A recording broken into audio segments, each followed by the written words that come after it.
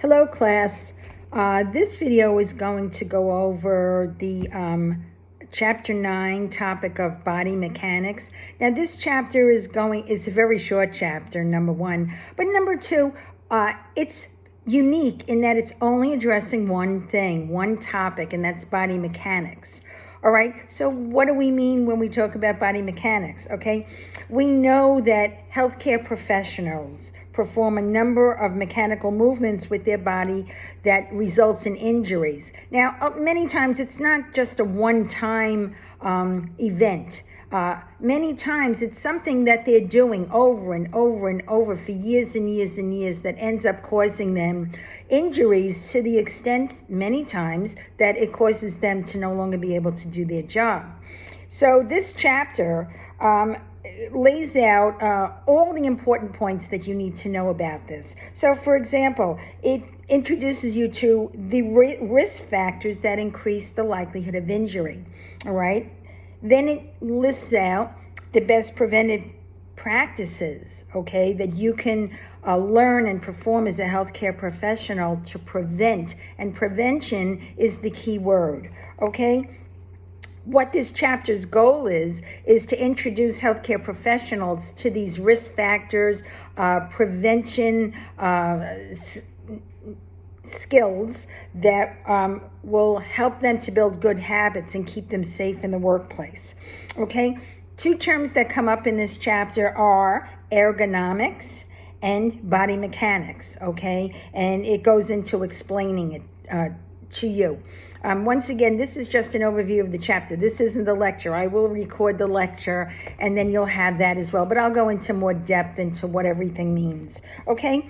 This chapter also goes into general guidelines and really introduces us into the numerous activities that healthcare professionals do every day at work that causes all these injuries, okay? It's not only lifting patients. You would expect nurses to have back injuries from lifting patients. It could be something as simple as medical transcriptionists keyboarding for many hours a day. Another action that you do over and over and over again that would cause a problem, okay? In this section, we're introduced to something called repetitive motion injuries, or RMIs, okay? The book lays out that it encompasses many different injuries, but they're all based on the overuse of one body part. So we're all familiar with carpal tunnel syndrome. That's an example of an RMI. And the book lays out, they give a great table with the most common RMIs.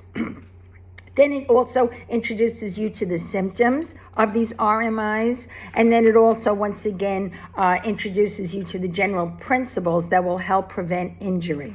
Okay? Moving along, they also will introduce you to common treatment plans developed for these RMIs.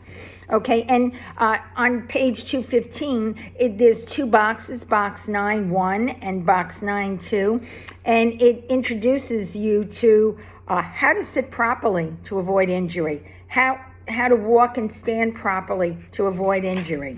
Okay, going on in this chapter, they introduce us to this thing called black belts. We're not talking about the judo level of expertise. Many places where this staff is lifting things, they believe that these black belts can really significantly cut down on these injuries. It's controversial. There are some issues with it, but for the most part, when my husband worked at Home Depot, he had to wear a black belt. So they don't only use it in healthcare. Anytime you're going to be lifting, it's believed that it is very helpful.